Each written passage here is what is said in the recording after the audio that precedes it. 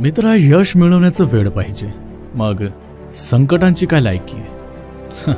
कठीण रस्तेच तुम्हाला सुंदर ठिकाणी पोचवत असतात.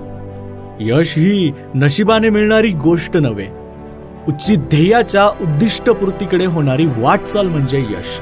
यश आणि सुख जोडीने येतात.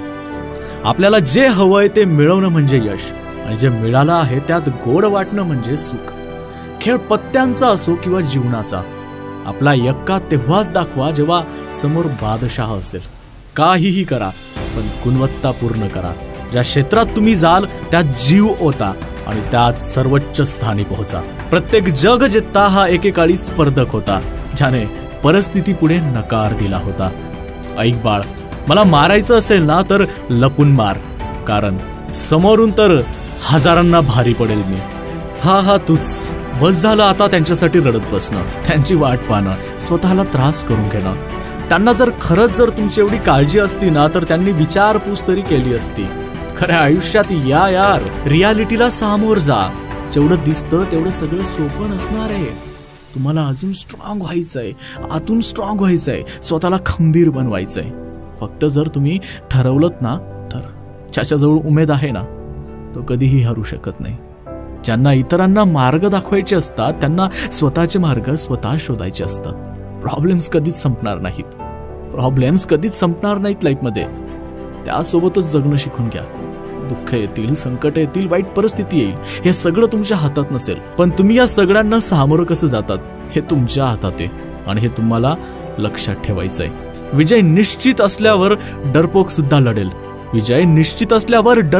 लढेल, परंतु खरा योद्धा तो जो पराजय होणार हे माहीत असूनही जिंकण्यासाठी लढेल. जय पराजयापेक्षा ध्येय गाठण्यासाठी दाखवलेली हिंमत आहे जी मोजली जाते. तुला तुझे स्वप्न पूर्ण करायचे, तुला काही कठोर निर्णय घ्यावे लागतील. लोकांच्या भरोशावर राहू नका. सगळेच बिझी आहेत. लोकांकडून अपेक्षा करणं बंद करा, कारण कोणी येथे तुमच्या अपेक्षा पूर्ण करण्यासाठी नाही येणार. तुम्ही तयार आहात ना?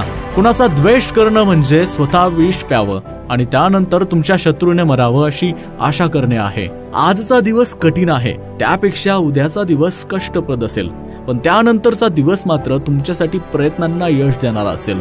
माझ्याबद्दल एवढा विचार करू नका यार, कारण आम्ही मनात येतो, ध्यानात नाही.